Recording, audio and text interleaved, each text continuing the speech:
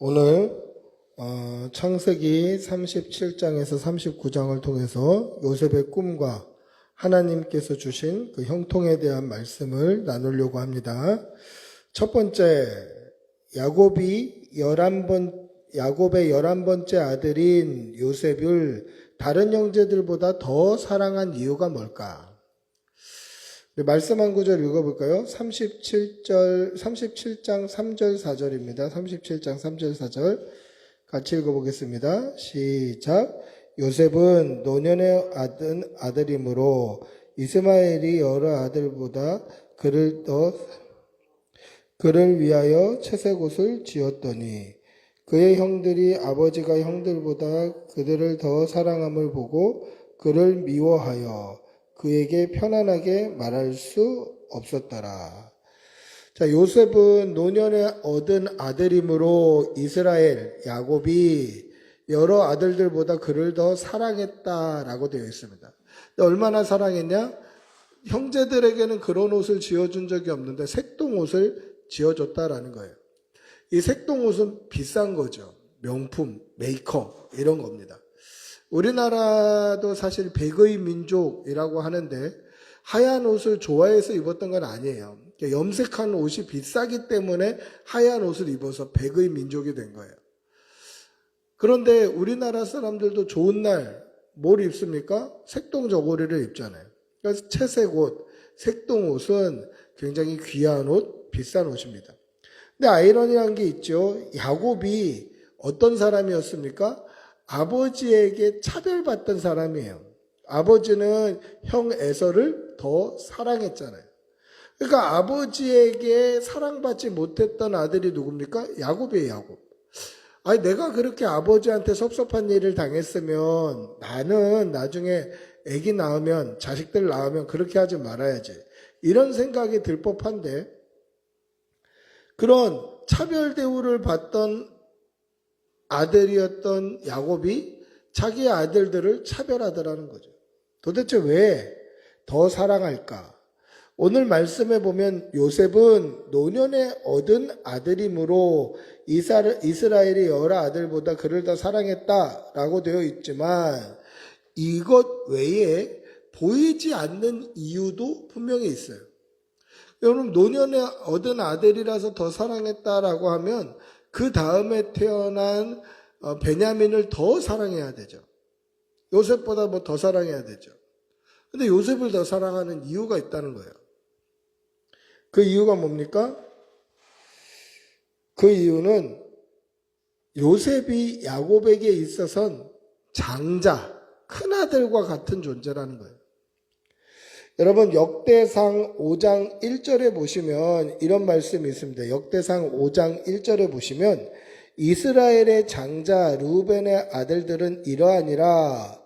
그렇게 말씀하면서 르우벤은 장자라도 그의 아버지의 침상을 더럽혔으므로 장자의 명분이 이스라엘의 아들 요셉의 자손에게로 돌아가서 족보에 장자의 명분대로 기록되지 못하였느니라 라고 분명히 밝히고 있어요.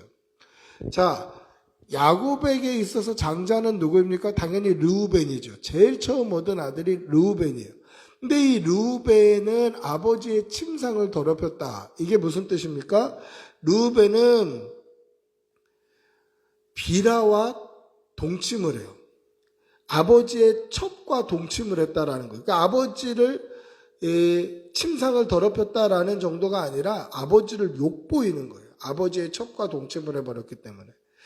그래서 장자의 명분을 빼앗겼다라고 기록되어 있는데 그러면 르우벤이 장자가 아니면 어떻게 누가 장자가 되어야 됩니까? 둘째 아들인 시므온이 장자가 되어야 되는 게 맞을 것 같아요. 맞잖아요. 큰아들이 장자가 못됐다? 그럼 그 다음 나이 많은 시므온이 장자가 되어야죠. 그런데 성경은 뭐라고 되어 있습니까? 르우벤은 장자라도 그의 아버지 침상을 더럽혔으므로 장자의 명분이 이스라엘의 아들 요셉 자손에게로 돌아갔다. 르우벤이 장자의 명분을 빼앗기자 요셉이 장자의 명분을 받았다라는 뜻이에요.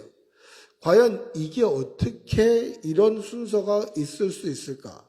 시므온도 있고 레위도 있고 유다도 있고 나이 순서로 따지면 그렇게 가야 맞을 것 같은데 왜 11번째 아들 요셉이 장자의 명분을 받았을까? 그 이유는 야곱에게 있어서 가장 사랑했던 아내가 누구입니까?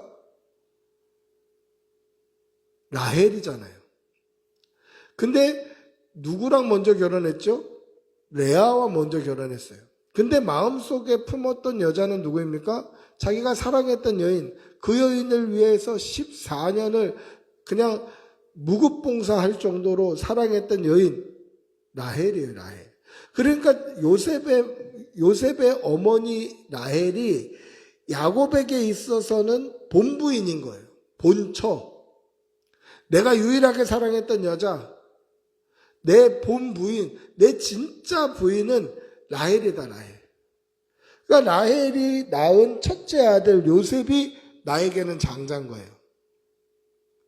내가 인정하는 본부인이 라헬이고 그 라헬이 낳은 첫 아들 요셉이 나한테는 장자다. 그래서 더 사랑하는 거예요.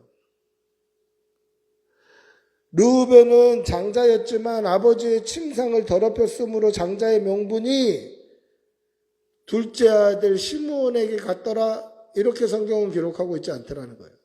요셉에게 갔다는 거예요. 요셉. 왜요? 이게 장자니까. 이게 맏아들이니까. 그래서 더 사랑했다라는 거예요. 1순위는 언제나 요셉이에요. 자기가 원래 진짜 사랑했던 여자, 자기가 정말 결혼하고 싶었던 나의 본부인, 내가 평생을 두고 사랑했던 여인이 누구냐? 라헬이다. 그 라헬이 낳아준 첫 번째 아들 요셉이 나에게는 장자다. 그렇기 때문에 사랑했다라는 것이죠. 근데 참 아이러니하죠. 자기도 평생 자기 아버지가 장자인 에서만 사랑하는 것을 보며 살았는데 자신도 똑같이 자기가 사랑하는 아들만 편애하더라는 것이죠. 자, 이때 두 번째 요셉이 꾼 꿈은 무엇이며 그 꿈으로 말미암아 어떤 삶을 살게 됩니까? 우리 37장 7절 그리고 9절을 읽어보겠습니다. 먼저 7절입니다. 37장 7절 시작. 우리가 밭에서 곡식단을 묶더니 내 단은 일어서고 당신들의 단은 내 단을 둘러서서 절하더이다. 9절 요셉이 다시 꿈을 꾸고 그의 형들에게 말하여 이르되 내가 또 꿈을 꾼즉 해와 달과 11별이 내게 절하더이다 하니라. 요셉이 꿈을 꾸었습니다. 하나님께서 주신 꿈이에요. 그런데 그 꿈이 무엇입니까? 내가 곡식단을 묶었고 형들도 곡식단을 묶었는데 내 곡식단은 가운데 서고 형들의 곡식단이 내가 쌓은 곡식단에 절을 하더이다. 네가 진짜 우리 왕이 되려고 그러냐? 네가 우리 형제들 중에 진짜 높임을 받으려고 하냐? 화가 난 거죠. 그래서 더욱 미워했습니다. 근데 미워하는 이유는 이것뿐만이 아니죠. 성경 우리가 오늘 읽었습니다마는 형들의 잘못을 아버지한테 일렀어요. 그것 때문에 보기 싫은데 또 색동저고리 채색 옷을 입고 살았죠. 그것도 보기 싫은데 또 일할 때는 요셉은 빼놓고 형들만 일 시키잖아요. 아니 자기는 일도 안 하는 게 무슨 곡식단을 쌓는 꿈을 꿨는데 내가 말아놓은 곡식단은 가운데 섰고 형들이 말아놓은 곡식단은 나한테 내가 세운 곡식단에게 절을 하더이다 막 이렇게 얘기하는 거 보면 지가 뭐 곡식단이나 묶어봤나? 너 일도 안 하는 게 막 이런 부하가 치밀만한 그런 말을 하잖아요. 어려서 그런 거예요. 어려서. 그리고 두 번째는 뭡니까? 또 꿈을 꾸었는데 하늘에 해와 달과 11별이 나에게 절을 하더이다. 이때 형제들은 아버지에게도 말을 하죠. 그때 아버지 야곱이 뭐라고 이야기합니까? 네가 꾼 꿈이 무엇이냐? 나와 내 어머니와 네 형들이 참으로 가서 땅에 엎드려 내게 절하겠느냐? 라고 꾸짖어요. 그런데 형들은 이 꿈 때문에 요셉을 더 미워하게 됐지만 아버지는 이 꿈을 마음에 품고 있었어요. 아, 이거는 보통 꿈이 아니다. 하나님이 주신 꿈이다. 자, 이 꿈으로 인해 어떻게 됩니까? 요셉은 죽을 고비를 맞이하더라는 거예요. 그 결과 형들에 의해 죽을 고비를 맞이합니다. 그리고 유다에 의해 은 20에 미디안 상인, 성경에는 두 가지 용어를 같이 쓰고 있어요. 미디안 상인이라고도 얘기하고 그 다음에 이스마엘 사람들이라고도 얘기해요. 이스마엘 사람들, 미디안 상인, 뭐 정확하게 일치하지는 않습니다. 미디안은 이스마엘은 누구입니까?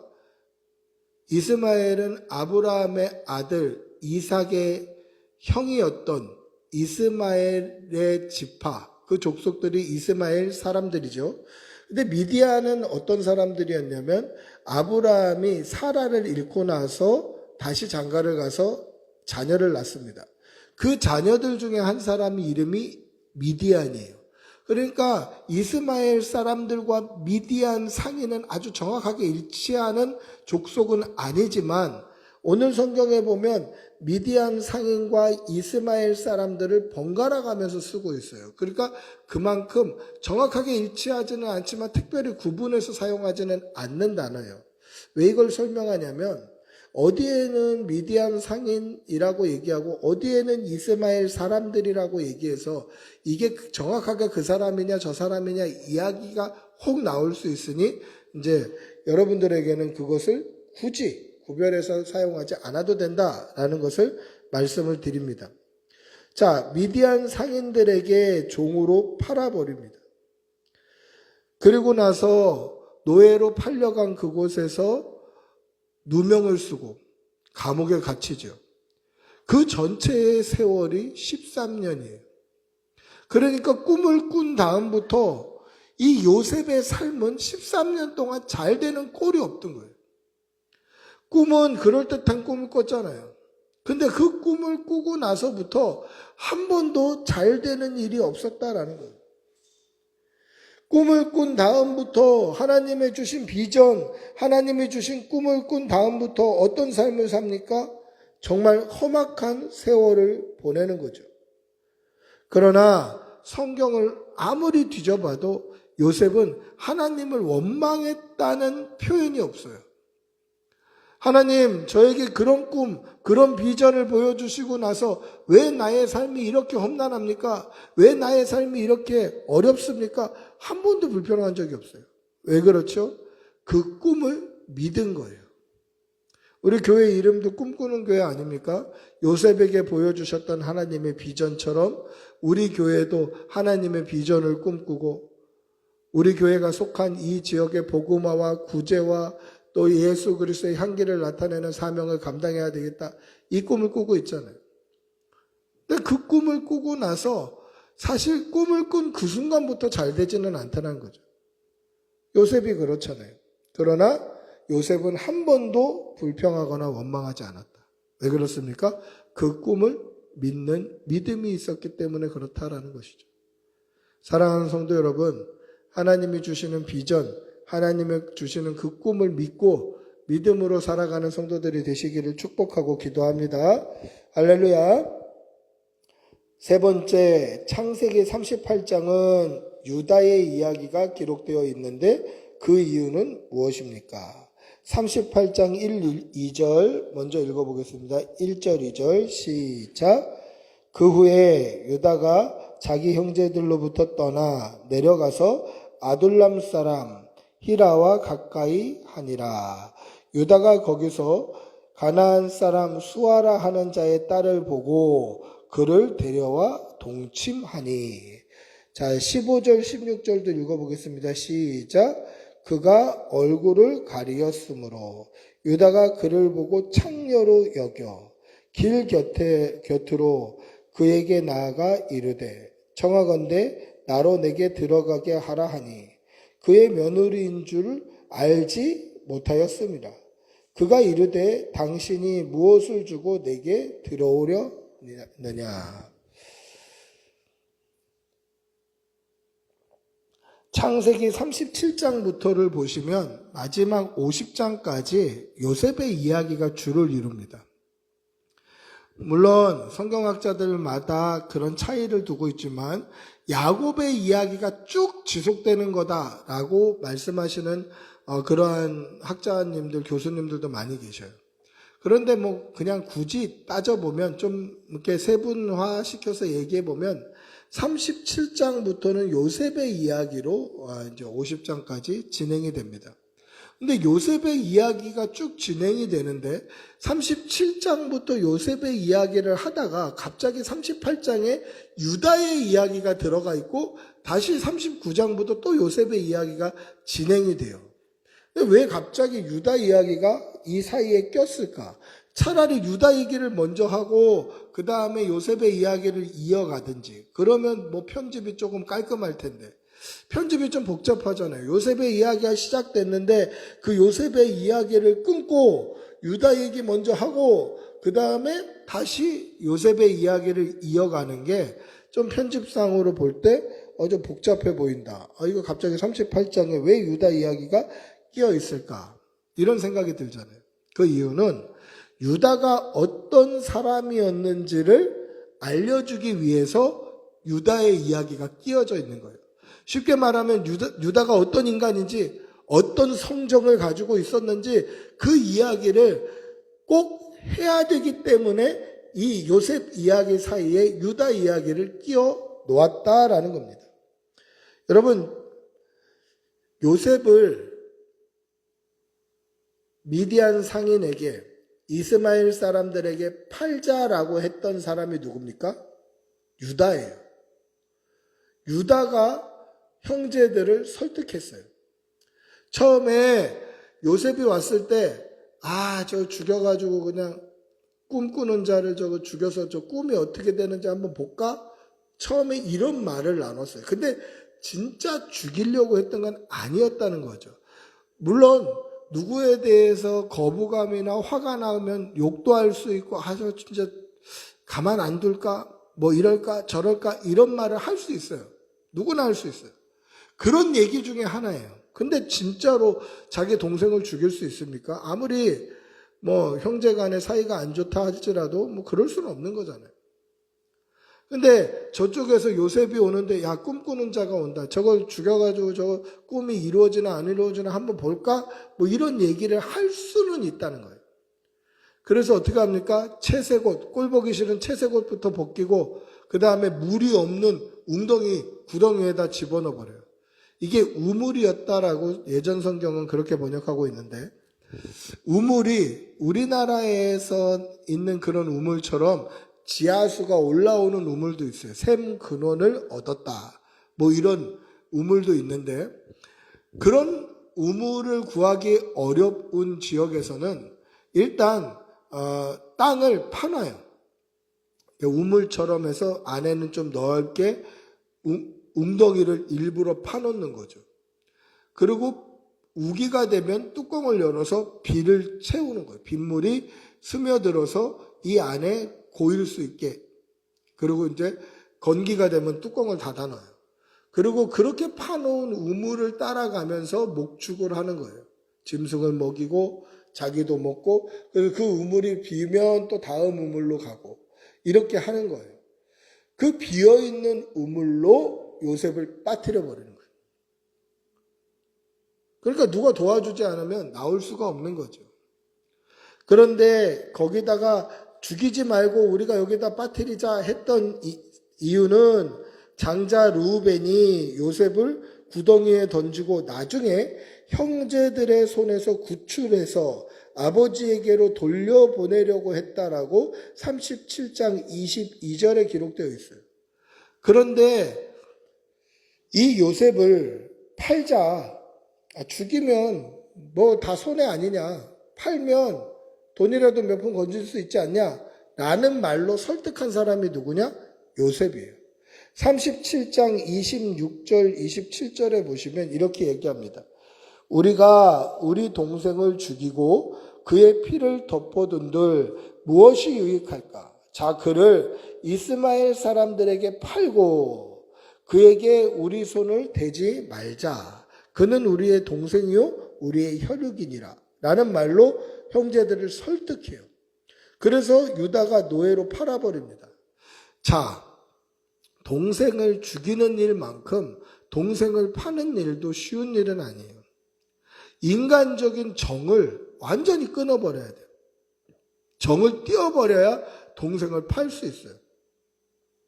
이 유다가 가지고 있는 성정이 이랬다라는 거예요. 자기가 하는 말로 형제들을 설득해버려요. 팔자 동생을. 동생 파는 게 쉬운 일입니까? 말로는 죽이자 했지만 르우벤이 그래도 큰형이니까 그 마음에 아유 동생들이 이렇게 얘기하지만 그래도 요셉은 내 동생이고 이제 애들 좀 잠잠해지고 또 애들 딴짓하면 얼른 꺼내가지고 다시 아빠한테 가라. 이런 얘기 하지 마라. 뭐 이렇게 하려고 했었는데 이 유다는 그런 것과 차원이 다른 성정을 가지고 있는 팔아먹어버리는 거예요. 은 20에 팔아버려요. 노예로 파는 일은 쉬운 일이 아니죠. 팔아버려요. 근데 그 성정이 어떤 인간이었는지를 38장이 기록하고 있다는 거예요. 38장을 보시면 어떻습니까? 이방인들과 친하게 지내요. 여러분 이방인들과 친하게 지내는 이유가 전도의 목적이겠습니까? 아니에요. 이방인들의 삶을 그대로 배우고 답습하는 거예요. 망나니처럼 사는 거예요. 여호와 보시기에 악을 행하며 사는 거예요. 그 다음 어떻게 합니까? 가나안 여자, 이방 여자를 데려다가 아내로 삼아버려요. 거기에 하나님께 뭐 물어봤다, 부모님께 물어봤다라는 아무런 표현이 없어요.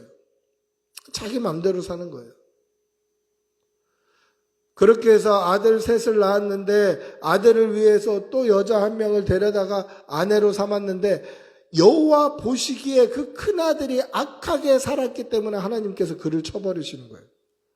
자녀가 없이 죽었으니까 계대 결혼, 즉 형의 대를 동생이 다시 이어줘야 되니까 네가 동생 보고 형수와 동침하여 자녀를 낳아라 한 거죠.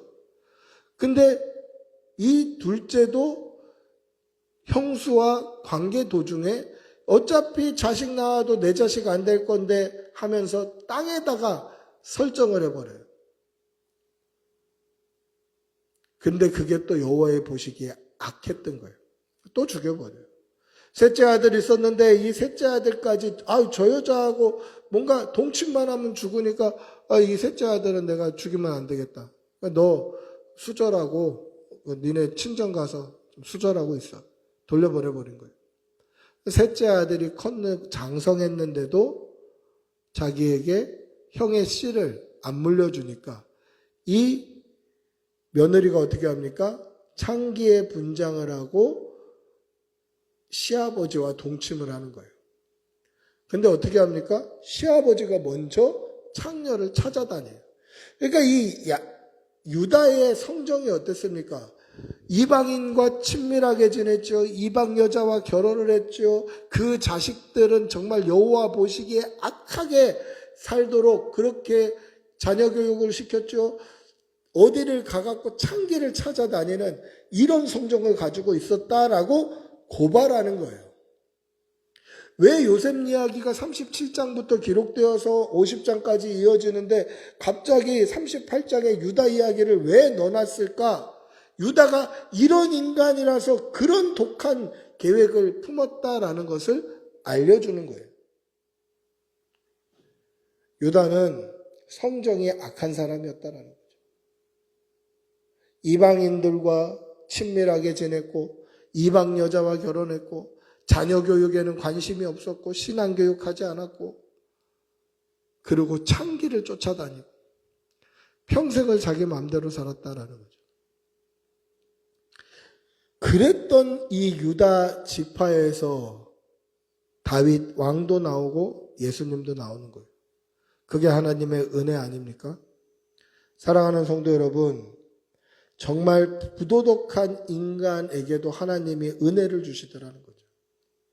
그러면 정말 믿음으로 신실하게 하나님 편에 서 있는 그런 사람들에게는 얼마나 큰 은혜를 주실까? 날마다 하나님 더 사랑하시고 믿음으로 자녀들 양육하시고 하나님 앞에 신실하게 사는 주의 백성들이 되시기를 축복하고 기도합니다. 할렐루야. 4번, 요셉은 애굽왕 바로의 친위대장 보디발의 아내의 유혹을 무엇으로 이겼습니까? 39장 8절 9절 읽어보겠습니다. 8절 9절입니다. 시작. 요셉이 거절하며 자기 주인의 아내에게 이르되 내 주인의 집안의 모든 소유를 간섭하지 아니하고 다 내 손에 위탁하였으니 이 집에는 나보다 큰 이가 없으며 주인이 아무것도 내게 금하지 아니하였어도 금한 것은 당신뿐이니 당신은 그의 아내임이라. 그런즉 내가 어찌 이 큰 악을 행하여 하나님께 죄를 지으리이까. 여러분, 요셉이 애굽 왕 바로의 친위대장 보디발의 아내의 유혹을 무엇으로 이겼습니까? 이것은 코람데오 정신으로 이기는 거예요. 내가 하나님 앞에 있습니다. 애굽 바로 왕의 친위대장은 강대국 최고 권력자의 최고 측근이에요. 역사상 항상 그렇잖아요. 최고 권력자인 우리나라 역사를 봐도 대통령의 가장 측근, 비서실장이 굉장히 높은 권력을 가지고 있잖아요. 비서실장 권력인 아니면 호위하는 그 보디가드 가장 측근에 있는 경호 책임자 이들의 권력은 이루 말할 수가 없죠. 근데 이 당시 강대국 바로 왕의 친위대장 가장 옆에 있는 최측근 그 임금의 안전을 보호하는 친위대장 이거는 어마어마한 권력자죠. 이 권력자의 부인 역시도 굉장한 권력자인 거예요. 못하는 게 없는 거죠. 그런데 이 부인이 요셉을 보고 동침하자고 유혹을 합니다. 이 유혹을 요셉은 무엇으로 이겨냅니까? 믿음으로 이겨내는 거예요. 믿음으로 이겨내는 거예요. 성경에 보시면 요셉이 믿음으로 이겨낸 후에 어떻게 합니까? 같이 있으려고도 안 해요. 그러니까 죄의 현장에 아예 가지를 않는 거예요. 그러면서 뭐라고 얘기하죠? 내가 어찌 이 큰 악을 행하여 하나님께 죄를 지으리까? 그렇게 고백합니다. 자, 보디발의 아내와 동침을 하면 누구한테 잘못하는 겁니까? 보디발에게 잘못하는 거잖아요. 남편인 보디발에게. 아니면 동침한 그 여자한테도 잘못하는 거죠.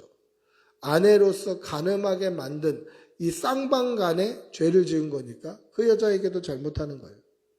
그래서 내가 보디발에게 어떻게 죄를 지을 수 있습니까? 아니면 어떻게 당신에게 죄를 지을 수 있습니까?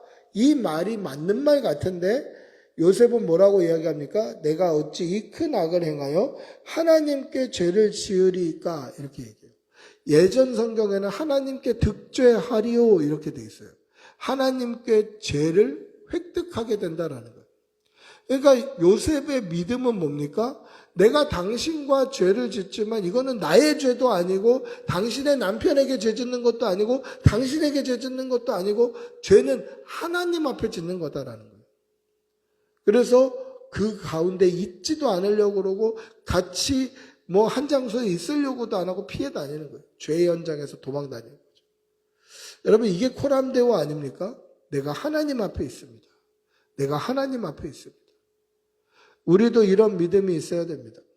우리도 이 세상을 살아가면서 또 여러 가지 환경과 여러 가지 상황에 놓여서 때로는 원하든 원치 않던 죄의 그 유혹 가운데 죄의 미혹 가운데 항상 고민하며 어그러지고 자빠질 때도 있고 다시 일어나고 또 자빠질 때도 있는 그런 환경들을 살아가지만 항상 우리는 하나님 앞에 있다. 나는 하나님 앞에 있다. 내가 지금 삶의 현장 가운데 있지만 나는 지금 하나님 앞에 있다. 하나님이 나와 함께 하신다. 이 코람데오 이것이 우리의 믿음이 되어야 하는 것입니다. 요셉은 어디에 있든지 하나님께서 함께 하신다는 믿음으로 살았다라는 것이죠. 그리고 실제로 하나님은 요셉과 늘 함께 하셨습니다. 우리도 이 믿음으로 날마다 세상 가운데 승리하는 주의 백성들이 되시기를 축복하고 기도합니다. 마지막 5번째, 요셉이 어디를 가든 형통하게 된 이유는 무엇입니까? 39장 2절 그리고 23절 두 군데 읽어보겠습니다. 먼저 39장 2절입니다. 같이 읽어보겠습니다. 여호와께서 요셉과 함께 하심으로 그가 형통한 자가 되어 그의 주인 애굽 사람의 집에 있으니 23절 읽어보겠습니다. 시작. 간수장은 그의 손에 맡긴 것을 무엇이든지 살펴보지 아니하였으니 이는 여호와께서 요셉과 함께 하심이라. 여호와께서 그를 범사에 형통하게 하셨더라. 할렐루야. 여러분, 형통이라는 말이 무슨 뜻입니까? 형통. 사전적인 의미를 보면 모든 일이 뜻과 같이 잘 되어 가다라는 말이 형통이에요. 무슨 일이든지 뜻대로 잘 되어 가더라. 이게 형통이에요. 근데 요셉의 삶을 보십시오. 아까도 말씀드렸다시피 하나님의 꿈을 꾸고 나서 요셉의 삶을 보면 형통한 삶이라고 보이던가요? 형들에게 죽을 뻔했습니다. 죽을 뻔한 것도 모자라 형들이 자기를 노예로 팔아버렸습니다. 노예로 팔려가지고 보디발의 집에 노예로 들어갔는데 그 가운데 주인 여자의 모함을 받아서 그 주인 여자의 모함 때문에 옥에 갇혔습니다. 죄인의 신분이 된 거예요. 그곳에서 죄인의 신분으로 지금 감옥 생활을 하고 있다고요. 근데 이게 형통한 삶인가요? 하나님이 비전을 보고 난 다음에 하나님의 꿈을 꾸고 난 다음에 쭉 이어져 있는 일련의 삶을 보면 이거는 형통하고는 거리가 멀잖아요. 형들이 죽이려고 했지. 형들이 노예로 팔았지. 노예로 팔린 집에서 이거보다 더 나빠질 수가 있을까 싶었는데 거기서 모함을 받아서 감옥에 갇혔지. 그 감옥에 갇혀서도 나중에 우리가 다음 주에 또 묵상하게 됩니다만은 관원장의 꿈을 해석해 줬는데 관원장은 또 잊어버리지.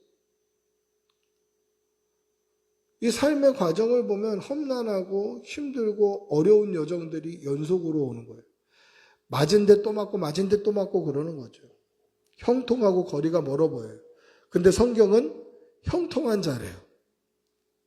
그럼 성경이 잘못 말하고 있는 겁니까? 그렇지 않더라는 거죠.